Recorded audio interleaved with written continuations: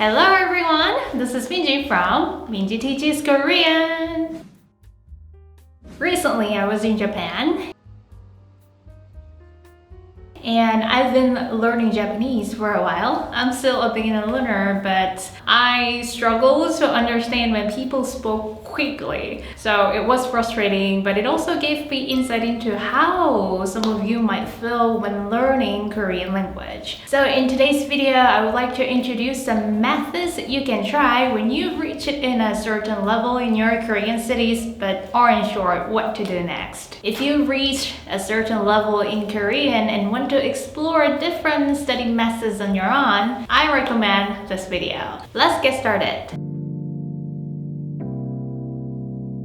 Alright, so the first method I want to recommend is practicing with ChatGPT. I'm sure you've tried it in your Korean studies, or at least you've heard of it at least just one time these days. And especially if you're an introverted person, I think it's the best method because you can practice your Korean before having real-time conversations with native speakers. So it's a pretty good tool. So today I'm going to show you how you can practice your Korean with ChatGPT. I have downloaded the app on my phone. I've actually asked the ChatGPT to help me study English, but I've never asked it to practice Korean with me, so today I'm gonna pretend to be a beginner Korean learner. So let's find out if it still can help you practice Korean, even though we haven't set up the basic prompter in advance. I will just turn on the headphone button down there and start conversation with it. So from now on, I'm going to click the headphone button down there to connect with the ChatGPT. Hi, I'm a beginner Korean learner and today I want you to practice basic Korean conversation with me. That sounds great.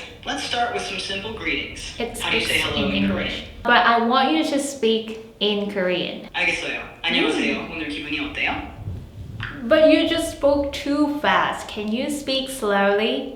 네, 천천히 말할게요. 안녕하세요. 오늘 기분이 어때요?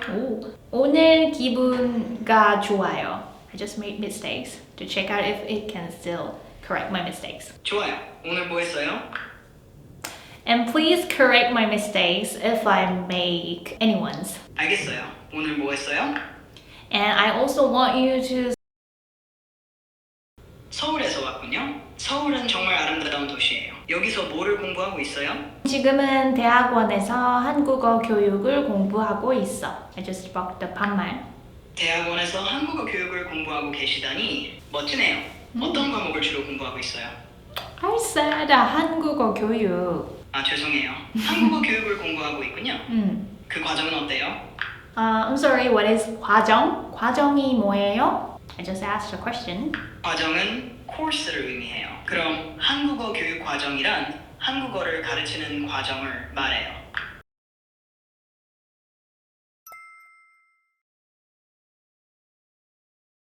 Today I want to practice how to express the weather is hot these days. 날씨가 더워요 라고 표현하는 방법을 연습해 볼까요?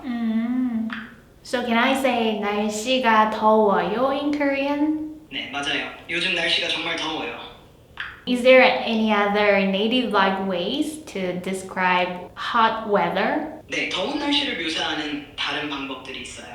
예를 들어서 더위가 심해요 또는 엄청 더워요 같은 표현을 사용할 수 있어요. 엄청 더워요. 네, 정말 그렇죠. 특히 여름에는 엄청 더울 때가 많아요.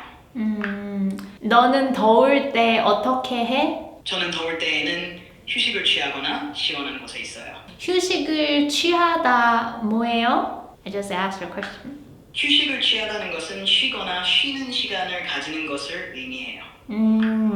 그러면 what is the difference between 쉬다 and 휴식? 쉬다는 간단히 쉬는 것을 말하고 휴식은 더 오랜 시간 동안 쉬는 것을 의미해요. 오, 맞아. 잘했어. 고마워요. You will take my job. I mean, I'm a Korean teacher. 그렇게 말씀해 주셔서 감사해요.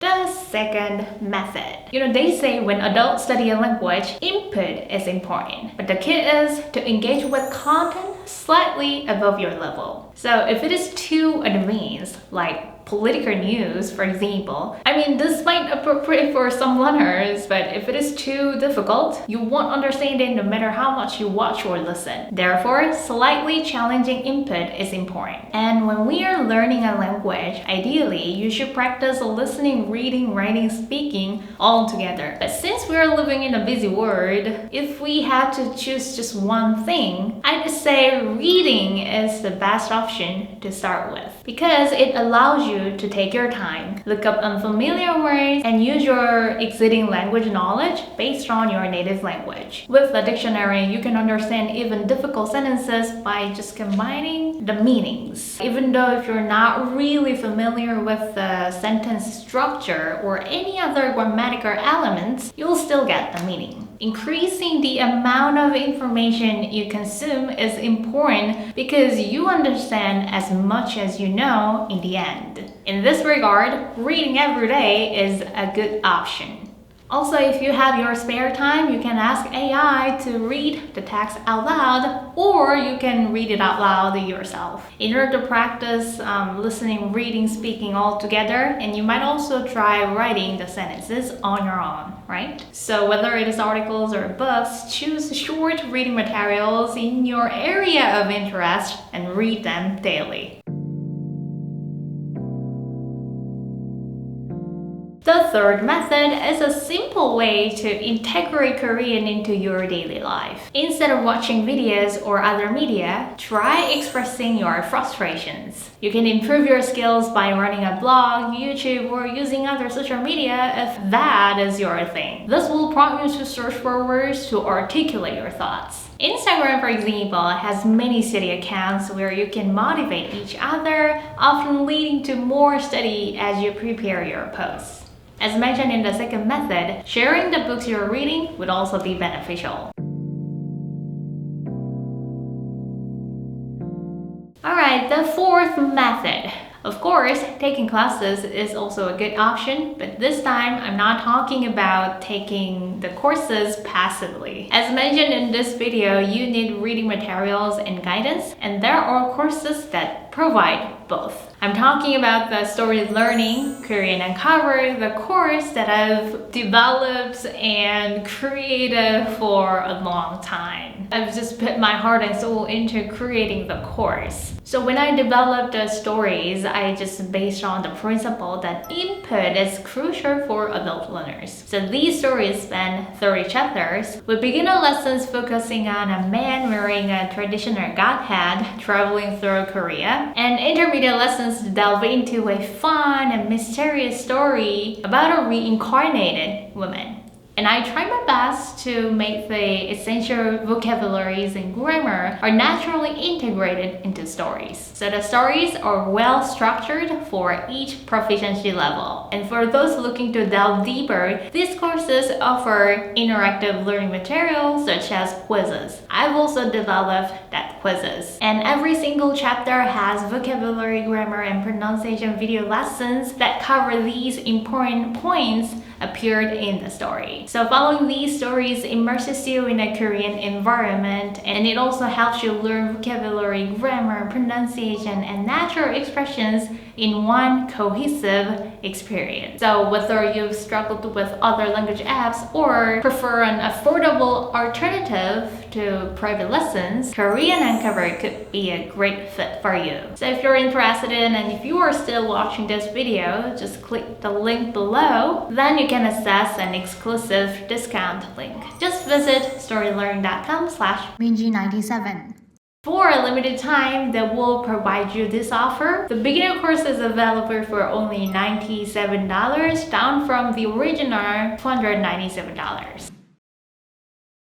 Alright, in this video, we explored effective methods for learning a language. I hope this was helpful to you, and if you have your own tips for studying Korean, please share your thoughts in the comments. Thanks for watching and happy learning. I'll see you in the next video. 안녕!